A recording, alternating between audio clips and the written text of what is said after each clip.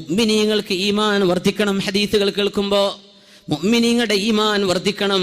ഇത് ലോകത്ത് വെറുതെ വിളിച്ചു പറഞ്ഞൊരു നേതാവല്ല.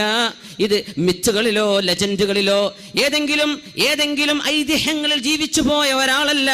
അഷ്റഫുൽ ഖൽഖ് സ്വല്ലല്ലാഹു അലൈഹി വസല്ലം തങ്ങളെന്ന ലോകത്തിന്റെ ഗുരു അർ-റഹ്മത്തുൽ മുഹ്ദാ, ലോകത്തിന് അല്ലാഹു കാരുണ്യമായി നൽകിയ പുണ്യ റസൂൽ, മനുഷ്യന് ലോകാവസാനത്ത് ജീവിക്കാൻ പോകുന്ന മനുഷ്യന് 1400 കൊല്ലങ്ങൾക്ക് മുമ്പ് നരകമുണ്ടെന്നും സ്വർഗമുണ്ടെന്നും സിറാത്തുണ്ടെന്നും മീസാനുണ്ടെന്നും തതായുറുസ് സുഹഫ്, മനുഷ്യന്റെ കൈകളിൽ കിതാബ് നൽകപ്പെടുന്ന ഒരു ലോകം വരാനുണ്ടെന്നും 1400 വർഷങ്ങൾക്ക് മുമ്പ് പഠിപ്പിച്ച അതേ നാവുകൊണ്ട് പറഞ്ഞ ഹദീസുകളാണ് 21-ാം നൂറ്റാണ്ടിലെ നമ്മൾ ഉപയോഗിക്കുന്ന നെറ്റിനെയും ഫോണിനെയും സാറ്റലൈറ്റ് ഡിഷുകളെയും പ്രതിപാദിക്കുന്നത് അതേ നാവുകൊണ്ട്.